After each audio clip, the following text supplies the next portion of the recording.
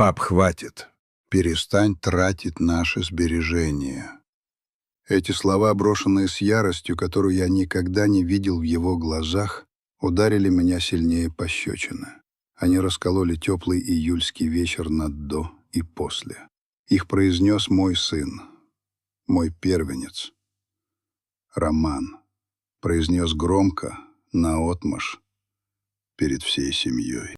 Перед его женой Мариной, застывшей с тарелкой в руках, перед моими внуками Петей и Соней, которые мгновенно прекратили возиться с мечом на лужайке.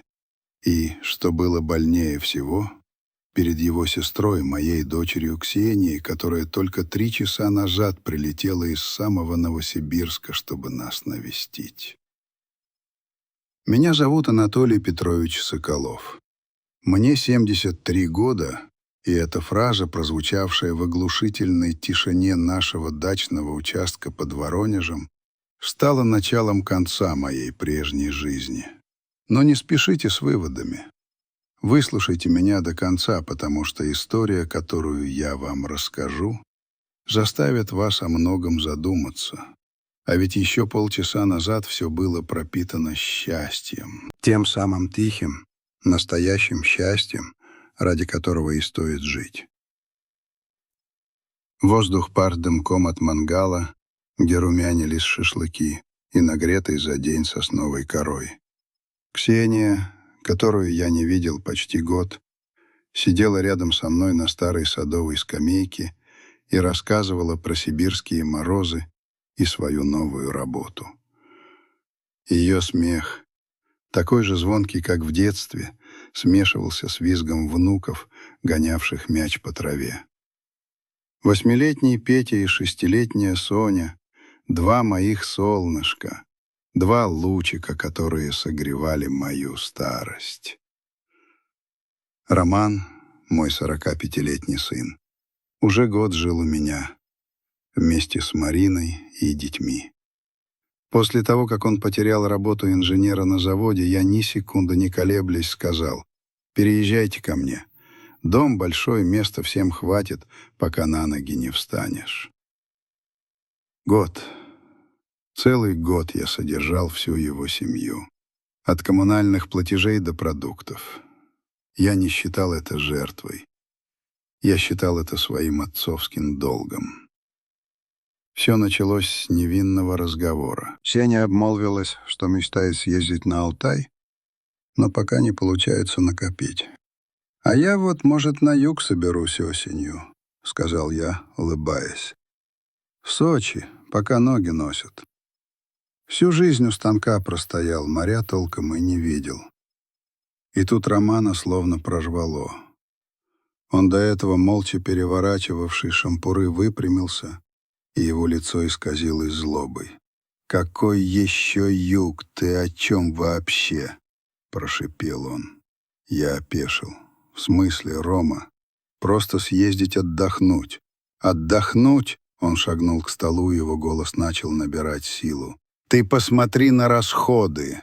Мы еле концы с концами сводим, а он отдыхать собрался». Я почувствовал, как холодок пополз по спине. Марина попыталась его успокоить. «Ром, перестань, что ты такое говоришь?» Но он ее не слышал. Он смотрел только на меня. «Это не твои деньги, отец. Это наши общие деньги. Семейные!» — выкрикнул он. И вот тогда прозвучала та самая фраза. «Хватит тратить наши сбережения. Наши». Он сказал «наши». Словно он хоть один день, хоть 1 копейку вложил в ту сумму, что лежала на моей сберкнижке.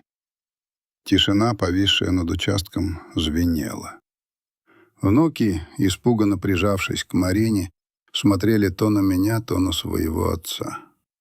В глазах маленькой Сони стояли слезы. Ксения вскочила со скамейки. «Рома, ты в своем уме? Как ты смеешь так с отцом разговаривать? Перед детьми?» Но он был уже невменяем.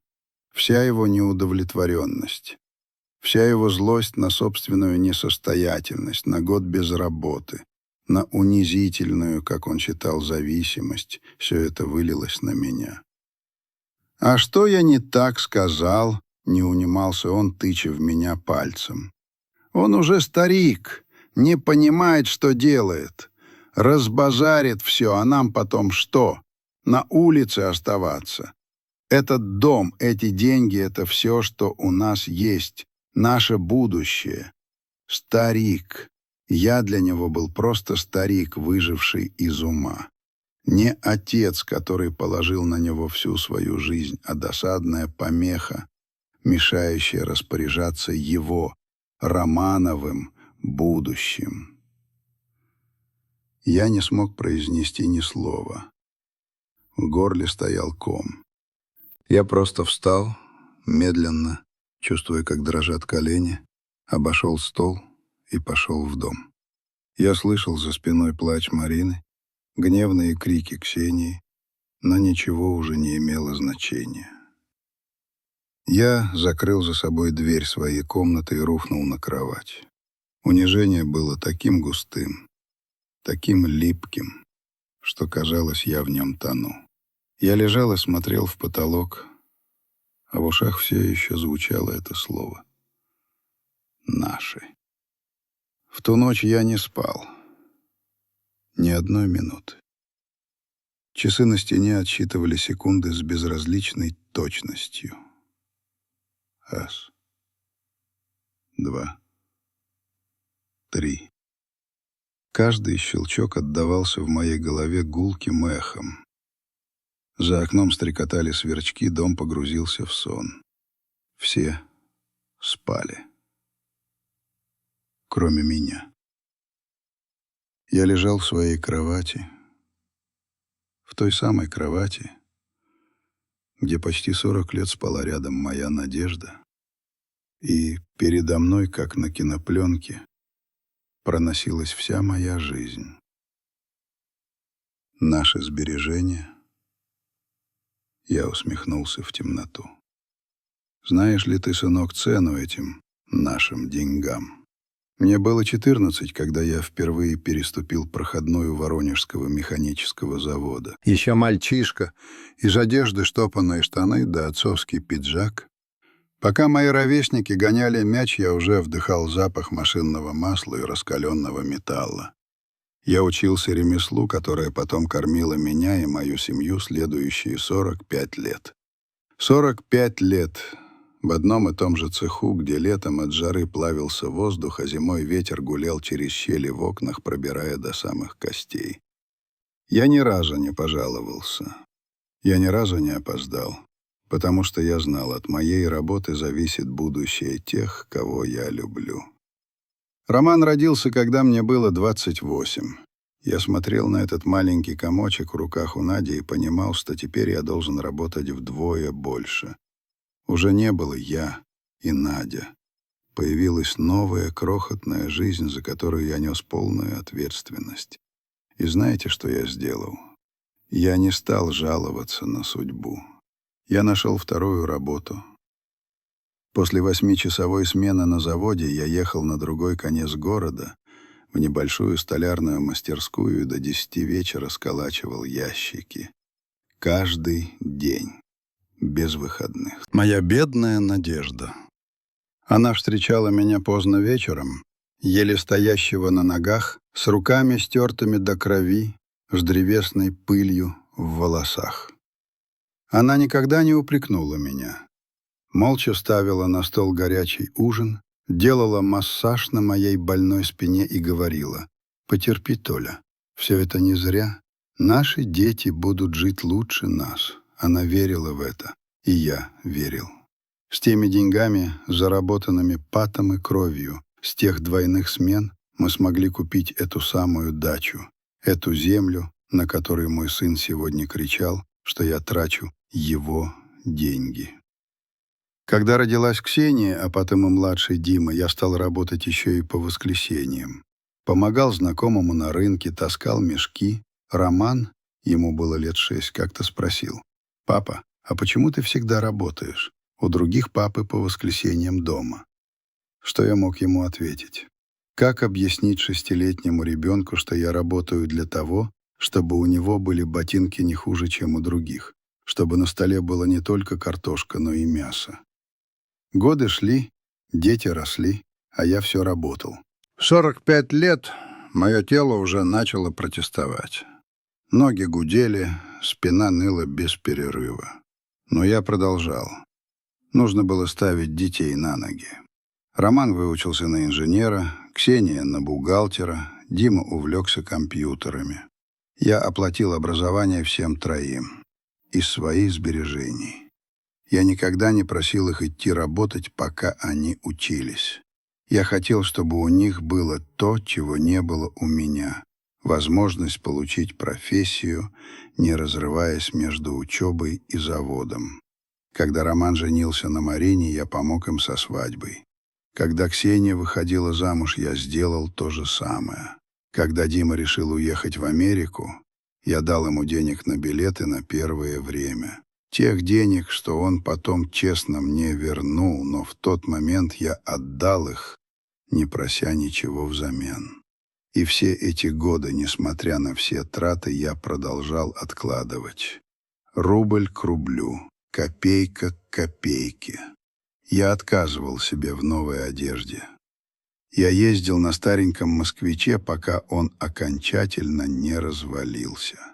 Мы с Надей никогда не были на море. Никогда. Все для будущего. Для детей.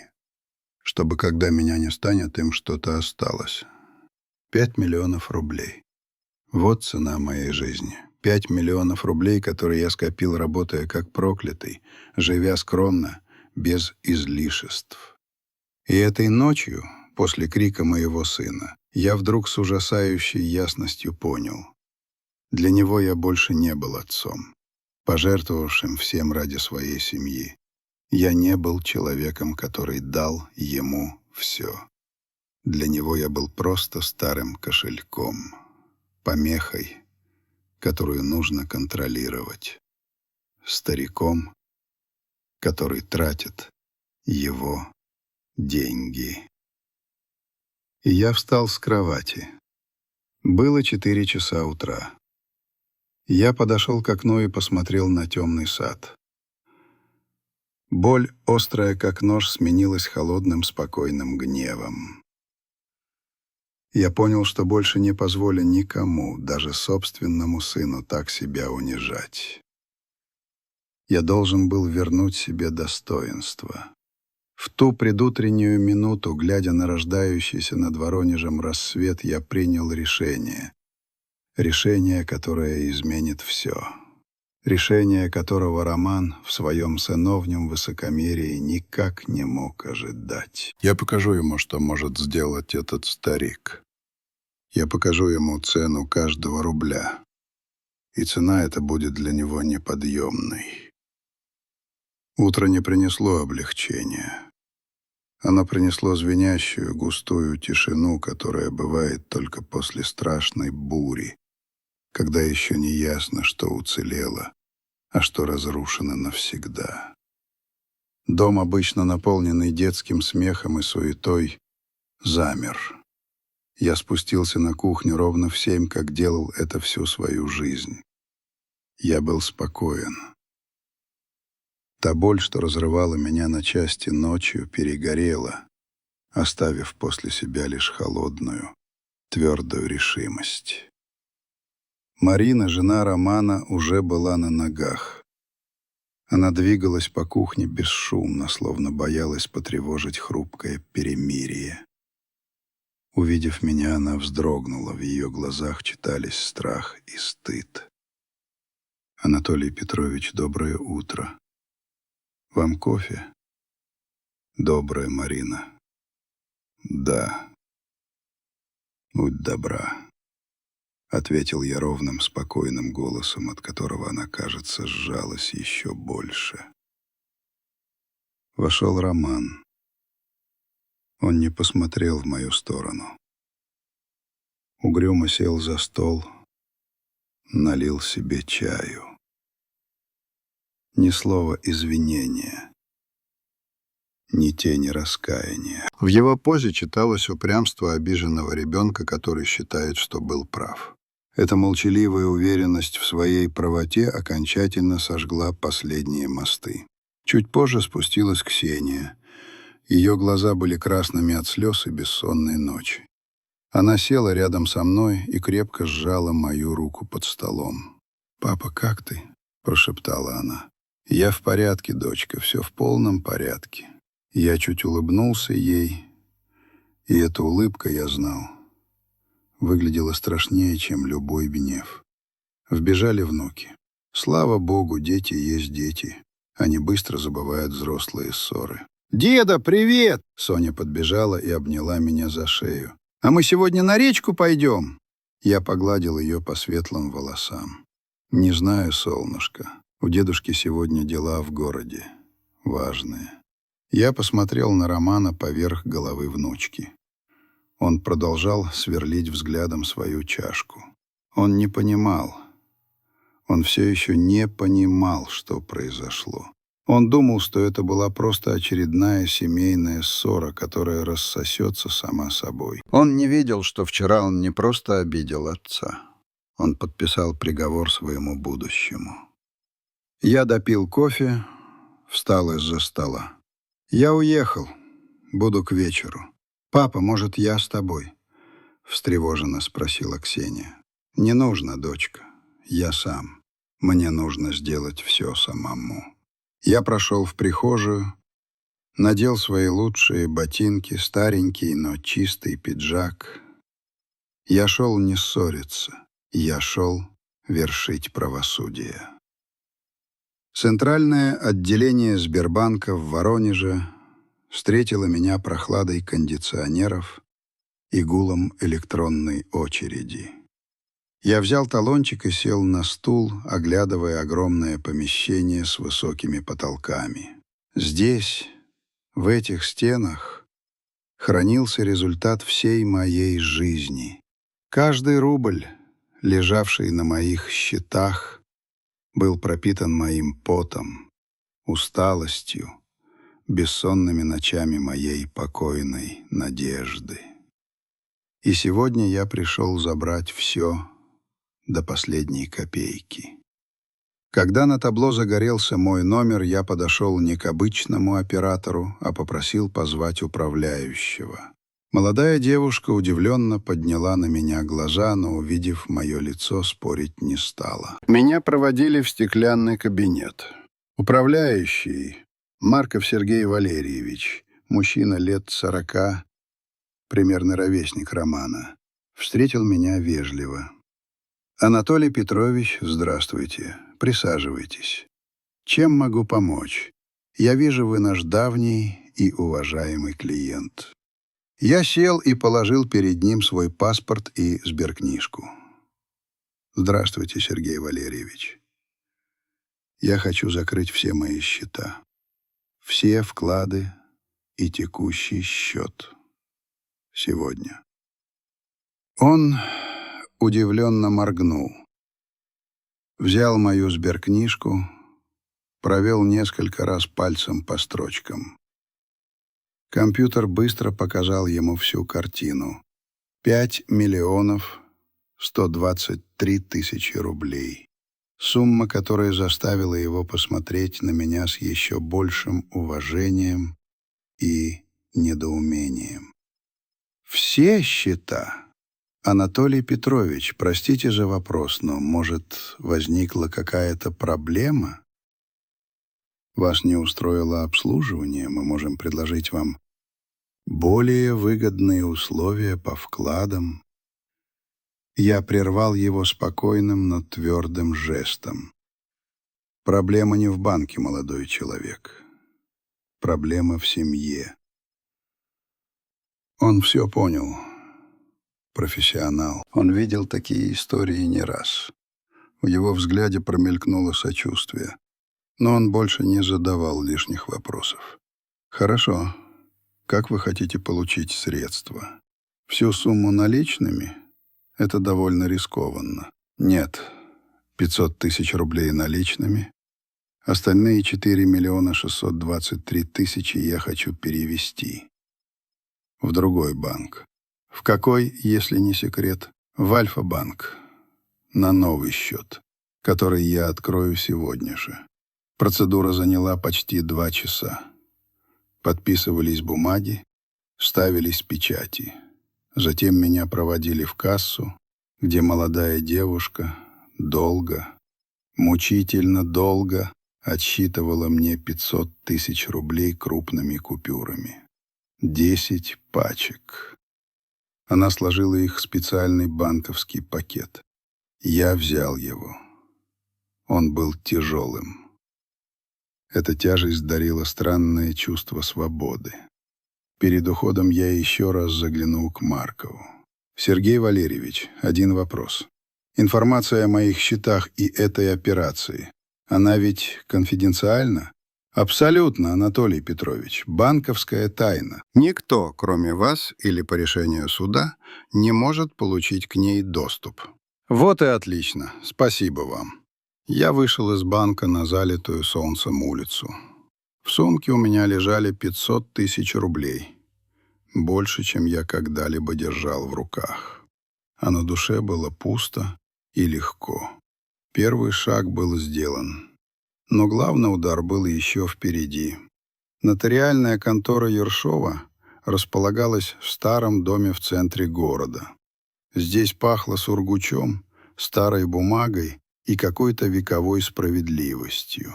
Сам нотариус Илья Семенович Ершов был седовласым, полным мужчиной с умными проницательными глазами. Мы были знакомы много лет. Он оформлял мне покупку этой самой дачи.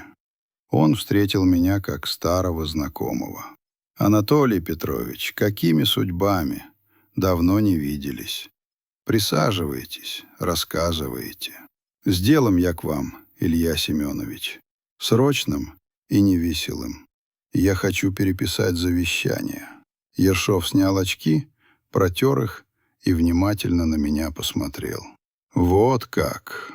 Прежнее мы с вами составляли лет 10 назад, после смерти Надежды Павловны. Вы тогда все поровну между 3 детьми делили. Что-то изменилось?» «Все изменилось», — жестко ответил я. «Изменилось отношение, а это, как по мне, главное». Я изложил ему свою волю. Четко, без эмоций, словно зачитывал приговор. Квартира в Воронеже, дачный участок с домом и все мои денежные сбережения, где бы они ни находились на момент моей смерти, я завещаю в равных долях моим детям, дочери Соколовой Ксении Анатольевне и сыну Соколову Дмитрию Анатольевичу. Нотариус молча записывал, кивая головой. Когда я закончил, он поднял на меня глаза. «А ваш старший сын Роман Анатольевич, я что-то не расслышал. Может, вы хотите оставить ему право пользования домом или...» «Нет», — отрезал я. «Я хочу, чтобы вы внесли в завещание еще один пункт, отдельной строкой». Я сделал паузу, собираясь с мыслями. В кабинете было так тихо, что я слышал, как тикают старинные часы на стене. «Запишите, пожалуйста. А сыну моему, Роману Анатольевичу Соколову, 1980 года рождения, из всего моего движимого и недвижимого имущества я завещаю 1 рубль». Илья Семенович замер с ручкой в руке. Он смотрел на меня долго, изучающе. В его взгляде не было осуждения, только печальное понимание человеческой природы. «Анатолий Петрович», — сказал он очень тихо, — это очень жестоко. Вы понимаете, что это страшнее, чем просто не упомянуть его. Это продуманное, выверенное унижение. Семейные ссоры приходят и уходят, а завещание — это последнее слово. Подумайте. Я думал всю ночь. Уважение, Илья Семенович, не приходит и не уходит. Оно либо есть, либо его нет. Мой сын свой выбор сделал. Теперь делаю свой. 1 рубль. Чтобы он точно знал, что я про него не забыл. Я помнил о нем, когда писал эти строки. Нотариус тяжело вздохнул и кивнул. Воля завещателя — закон. Он напечатал документ. Я перечитал его несколько раз. Каждое слово было на своем месте. Каждая буква была пропитана моей болью и моей решимостью. Строчка про 1 рубль выделялась на фоне юридических терминов, как клеймо. Я взял ручку, рука не дрогнула. Я поставил свою подпись под документом, который официально перед лицом закона лишал моего первенца всего. Я заплатил за услуги, получил свой экземпляр и спрятал его во внутренний карман пиджака. Теперь все было готово. Я возвращался домой не просто стариком, которого унизил сын. Я возвращался судьей, который уже вынес свой вердикт. Оставалось только дождаться, когда приговор будет приведен в исполнение. Я вернулся домой к вечеру.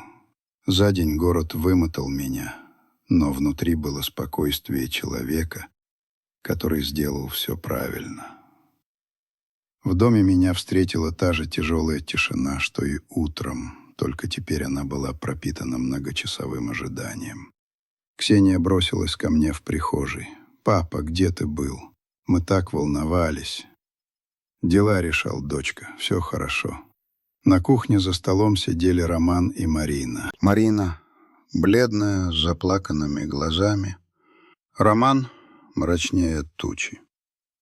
Он ждал этого разговора. Он думал, что сейчас начнется новый виток упреков, ссоры, после которой можно будет как-то договориться, и все вернется на круги своя. Он поднял на меня тяжелый взгляд. «Ну что, нагулялся? Может, теперь поговорим?» Начал он с той самой ноткой обиженного превосходства, которая и стала детонатором. Я молча прошел к столу, сел. «Поговорим, Рома?» «Почему нет?» Он, видимо, приготовил целую речь о том, как ему тяжело, как он не хотел меня обидеть, как на него все навалилось. «Пап, я вчера погорячился, ты уж прости». Начал он неуверенно. «Сам понимаешь, нервы, год без нормальной работы». Сказал, не подумав. Он ждал моей реакции. Ждал, что я начну кричать или, наоборот, по-отечески вздохну и скажу «ладно, проехали». Но я просто смотрел на него.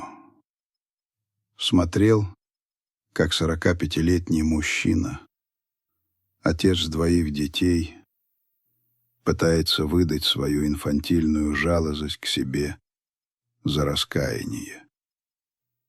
«Ты закончил?»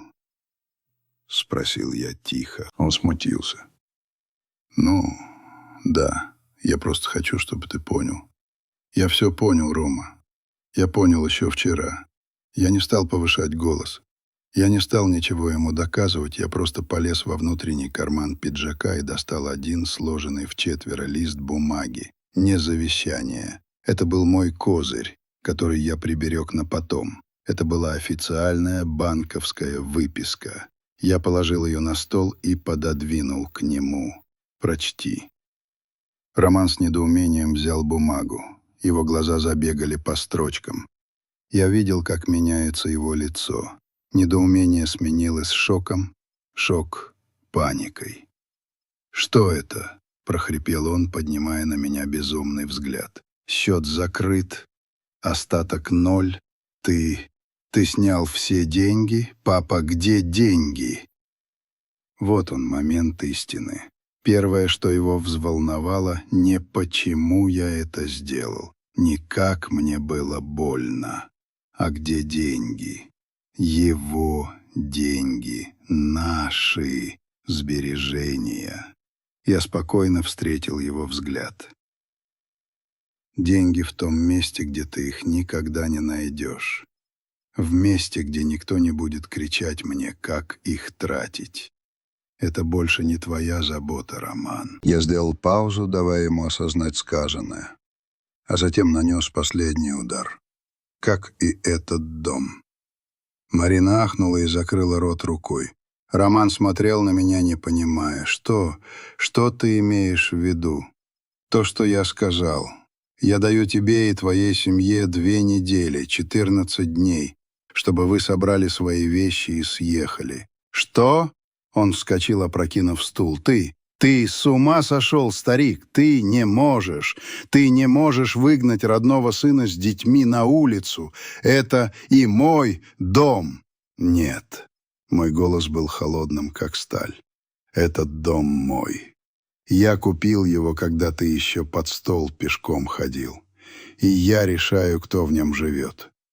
А я больше не хочу жить под одной крышей с человеком, который меня не уважает. 2 недели, Роман. Комнату взорвало, Марина разрыдалась, Роман метался по кухне, кричал, что я деспот, что я сломаю жизнь его детям, что он подаст в суд. Ксения стояла бледная, как полотно. Она была потрясена моей жестокостью, но в глубине глаз я видел, что она понимает. Она была там. Она все слышала. Я встал. Твое время пошло. Я развернулся и пошел в свою комнату, оставив их всех в эпицентре урагана, который они сами создали. Закрыв за собой дверь, я впервые за сутки почувствовал страшную усталость. Но вместе с ней и облегчение. Рубикон был перейден. Я уехал на следующий день, в 5 утра, пока дом еще спал, тревожным, измученным сном. Собрал небольшую дорожную сумку. Смена белья, лекарства, документы и тот самый тяжелый банковский пакет с наличными. Я обошел дом на прощание. Вот кресло, в котором любила сидеть Надя. Вот царапина на косяке, которую оставил маленький Ромка велосипедом 35 лет назад. Вся жизнь. Я уезжал не из дома. Я уезжал из своей прошлой жизни. За рулем своей старенькой «Лады Гранта» я выехал из сонного Воронежа. Утренний туман стелился над рекой, город просыпался, но я уже был чужим в этом пробуждении. Я ехал на юг, в сторону Липецкой области, сам не зная точно, зачем. Просто ехал, куда глаза глядят. Подальше от криков, упреков и слез. Дорога лечила. Мерное гудение мотора, убегающая под колеса лента асфальта, проносящееся мимо поле подсолнухов. В голове было пусто. Но иногда, как вспышки, в памяти возникали лица внуков. Петя и Соня. Они-то в чем виноваты?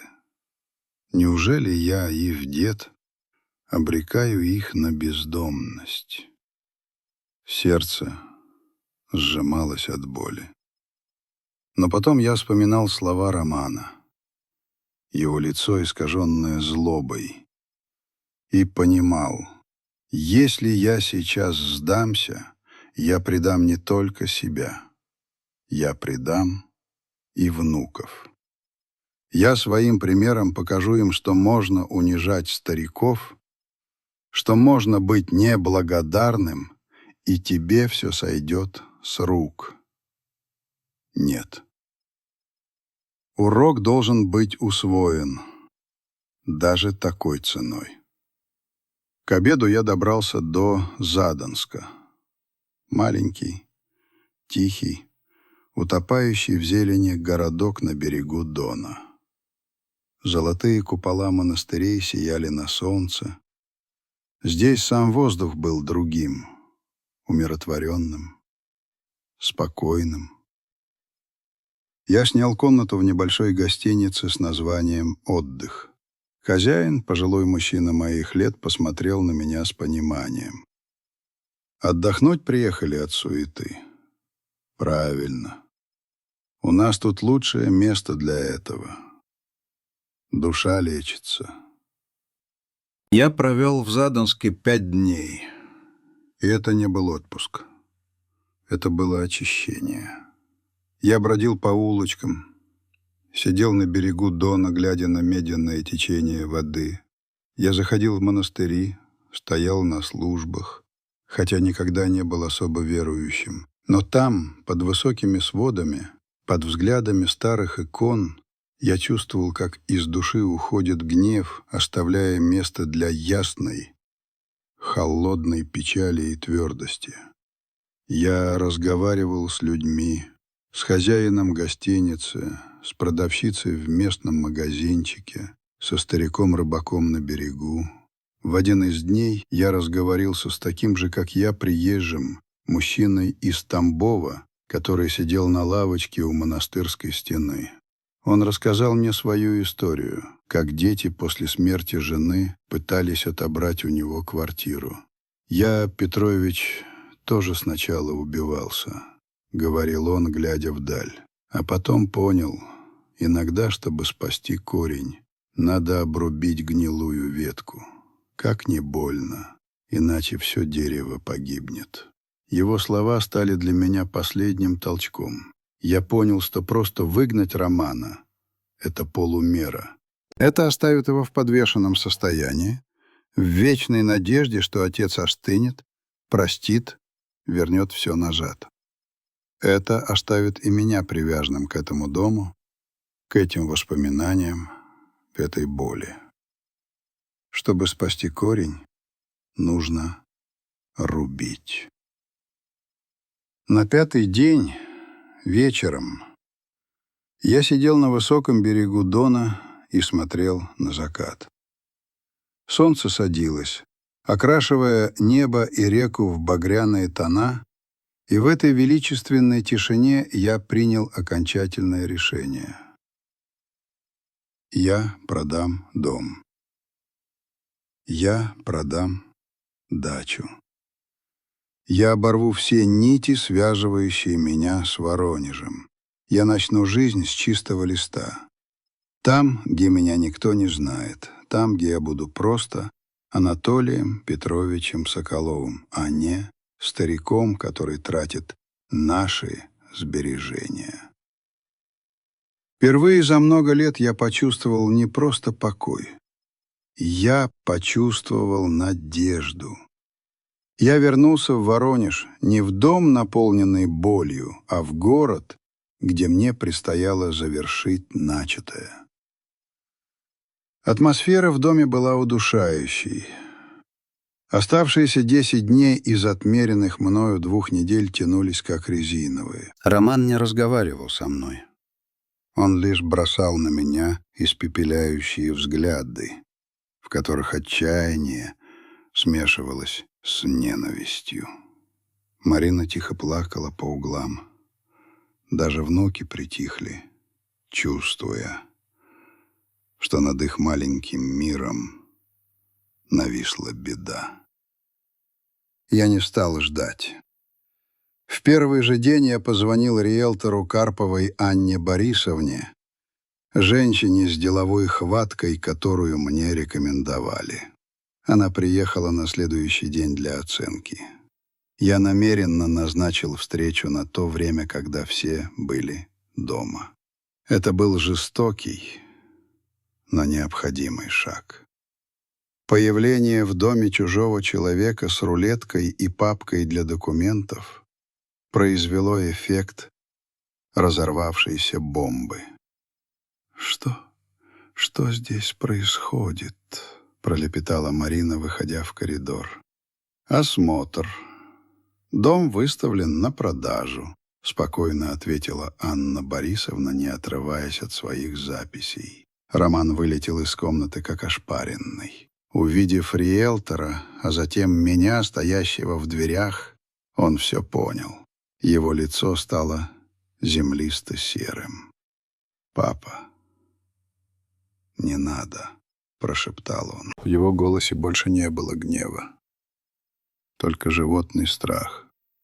«Одумайся. Это же наш дом. Здесь же все. Здесь мама». Он впервые за все это время упомянул надежду, попытался надавить на святое. Но он опоздал.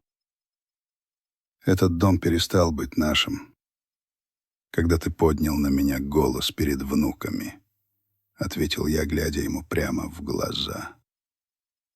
Мама бы такого не простила, Роман. Она вкладывала в этот дом душу, а ты ее растоптал. В этот момент из комнаты выглянула Соня. «Деда, а почему тетя наш дом измеряет? Мы переезжаем?» — спросила она своим тоненьким голоском. У меня перехватило дыхание. Я опустился перед ней на корточки, взял ее маленькие ручки в свои. «Да, солнышко, придется». Я увидел, как дрогнули ее губы, и отвернулся, чтобы не разреветься самому. Я встал и твердо сказал риэлтору: «Продолжайте, Анна Борисовна. И дачу тоже посмотрите, пожалуйста. Продаем все». Поняв, что я не шучу, Роман впал в панику. Он начал звонить. Сначала Ксении. Дочь позвонила мне вечером. Ее голос в трубке дрожал. «Папа, Ромка звонил. Сказал, ты дом продаешь. Пап, я понимаю, почему ты зол. Он заслужил. Но выгонять их на улицу, продавать дом, где мы выросли, это не слишком ли? Подумай о Пете и Соне». «Я только о них и думаю, дочка», — ответил я устало. «Я думаю о том, какими они вырастут, если увидят, что их отец может безнаказанно унижать своего родителя. Ты ведь сама все слышала. Ты была там». Ксения замолчала. Она не могла спорить. Потом позвонил Дима из Америки. «Дэд, Ксения рассказала, что происходит. Это же просто дом, просто деньги. Неужели это стоит того, чтобы рушить семью? Это не просто дом, сынок. Это уважение, это достоинство. То, чему я пытался вас всех научить. Скажи мне, Дима, ты бы смог так со мной поступить?» «Нет, отец, никогда», — твердо ответил он. «Вот поэтому тебе и Ксении достанется все, что у меня есть. А Роман получит урок, самый важный в его жизни». Время шло, до конца срока оставалось 3 дня. Роман был в полном отчаянии. Он уже не злился, а просто сидел на кухне, обхватив голову руками. И когда казалось, что выхода нет, в калитку вошел человек, которого я меньше всего ожидал увидеть. Мой двоюродный племянник, Тимофей. Мужик лет 35, простой, работящий, владелец небольшого автосервиса на окраине Воронежа. Он вошел, поздоровался со всеми за руку, попросил уделить ему 5 минут. Мы сели с ним на веранде. «Дядь Толь», — начал он без обиняков, — «дошли до меня слухи. Я не лезу судить, кто прав, кто виноват, ваше дело семейное. Я по другому вопросу.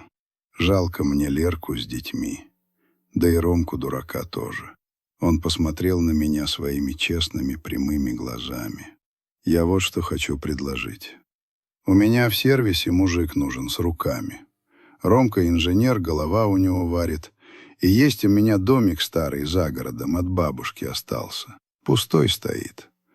Могу пустить их пожить. Не бесплатно, конечно. Будет работать, будет платить. И за аренду, и за еду. Как мужик». Предложение Тимофея было как спасательный круг. Он предлагал не милостыню, а шанс. Шанс начать все с нуля. через тяжелый труд. «Спасибо тебе, Тимофей», — сказал я, и голос мой дрогнул. «Спасибо, что ты такой человек». Вечером я позвал Романа. Я рассказал ему о предложении Тимофея. Он слушал молча, опустив голову. Когда я закончил, он долго сидел, не двигаясь, а потом поднял на меня глаза. В них больше не было ни злости, ни высокомерия, только безмерная горькая пустота. «Папа, прости меня», — сказал он так тихо, что я едва расслышал. Я был неблагодарной свиньей. Я все принимал как должное. Твою помощь, твой дом, твою любовь. И я все растоптал. Я понимаю, что ты делаешь, и я это заслужил. Это было первое настоящее раскаяние. Не оправдание, не жалоба. Признание. Я тяжело вздохнул. Простить, Роман, может, и прощу когда-нибудь. Бог велел прощать. А вот уважение тебе придется заслужить заново, своим трудом, своей жизнью. Тимофей дает тебе шанс. Не упусти его. В последний день приехал Тимофей на своей старенькой «Газели». Началась погрузка. Нехитрый скарб. Коробки с одеждой, детские игрушки. Сцена была душераздирающей. Марина, прощаясь, обняла меня и заплакала. «Простите нас, Анатолий Петрович, за все». Подошли внуки. Я крепко прижал их к себе, вдыхая запах их волос. «Деда, мы будем в гости приезжать?» — спросил Петя. «Обязательно, родной мой, обязательно». Последним подошел Роман. Он выглядел постаревшим на 10 лет. Он просто стоял передо мной. «Папа, я знаю», — сказал я. «Езжай, Роман, работай». Он молча кивнул. В этом кивке было больше обещаний, чем в сотне слов. Я смотрел, как они уезжают, как «Газель» скрывается за поворотом, увозя мою семью, мою кровь в новую, неизвестную жизнь. Я остался один посреди двора в своем пустом, гулком доме. Победа? Возможно, но на вкус она была горькой, как полынь. И все же я знал, иначе было нельзя. Гнилая ветка была обрублена. Теперь оставалось только надеяться, что корень дерева еще жив и когда-нибудь даст новые здоровые побеги. Прошло полгода. 6 месяцев, которые изменили все. Дом в Воронеже и дачу я продал быстро и, на удивление, выгодно. Словно сама судьба одобряла мой выбор. С деньгами на счету и одной дорожной сумкой я сел в поезд и уехал на юг. Туда, куда мечтал всю жизнь. К морю. Я купил себе небольшую, но светлую однокомнатную квартиру в Сочи. В тихом районе, откуда до набережной можно дойти за 15 минут. Впервые в жизни я просыпался не от заводского гудка и не от гнетущей тишины в доме, а от криков чаек и шума прибоя. Каждое утро я ходил гулять вдоль моря, дышал соленым воздухом и думал о том, что в свои 73 года я, наконец, начал жить. Жить для себя, без чувства долга, без упреков, без необходимости кому-то что-то доказывать. Я был спокоен. Я не жалел ни о чем. Я не обрывал связь с семьей полностью. Периодически мне звонила Ксения, иногда Дима. Они рассказывали о своих делах, я о своих. О романе мы говорили редко. Я не спрашивал, они не начинали. Но раз в месяц мне звонил Тимофей. Эти звонки были для меня важнее всего. «Дядь Толь, привет!» — звучал в трубке его бодрый, пропитанный машинным маслом голос. «Докладываю. Твой Роман пашет как проклятый. Не пьет, не жалуется. Руки у него, оказывается, золотые. Клиенты его хвалят. Вчера сам без моей помощи коробку передач на старенькой «Волге» перебрал. Семью обеспечивает, за домик платит исправно. Мужиком становится, дядь Толь, на глазах меняется». Каждый такой звонок был бальзамом на мою душу. Я понимал, что мой жестокий урок начал приносить плоды. Спустя 3 месяца после моего отъезда раздался звонок с незнакомого номера. «Папа, привет. Это Рома». Его голос был другим, спокойным, ровным, без прежних капризных или агрессивных ноток. Я молчал, давая ему говорить. «Я просто хотел сказать, что у нас все в порядке. Я работаю. Марина тоже устроилась в местный магазин продавцом. Дети в школу пошли. Привыкают. Мы справляемся». Это был не звонок с просьбой. Это был отчет. Отчет взрослого мужчины, который взял на себя ответственность. «Это хорошо, Роман», — ответил я также спокойно. «Я рад за вас». Мы поговорили еще пару минут о погоде, о детях. Неловко, сдержанно, но лед тронулся. А еще через 3 месяца, в один из теплых октябрьских дней, он приехал. Без предупреждения. Я сидел на своем балконе, пил чай и смотрел на море, когда внизу во дворе остановилась подержанная «Лада Калина». Из нее вышел Роман. Он похудел, загорел, а его руки — это были руки рабочего человека, в мозолях и мелких царапинах. Он поднял голову, увидел меня и просто кивнул. Мы сидели на том же балконе. Между нами стояли 2 чашки чая. Долго молчали. «Машину купил», — сказал он наконец, кивнув во двор. «В кредит. Но почти выплатил уже». «Хорошая машина», — ответил я. «Папа», — он посмотрел мне прямо в глаза, и в его взгляде я увидел то, чего не видел много лет. Чистоту и силу. «Я приехал сказать тебе спасибо». Я удивленно поднял бровь. «Спасибо? За что?» «За то, что ты меня спас. Я же тогда в болоте тонул, пап, в своей злости, в зависти, в жалости к себе. Я ненавидел весь мир за свои неудачи, а ты меня вытащил. Да, жестоко, больно, но ты заставил меня снова стать мужиком. Заставил вспомнить, что у меня есть руки, есть голова, и что я сам могу прокормить свою семью». Это был самый важный урок в моей жизни. Слезы подступили к моим глазам, но я сдержался.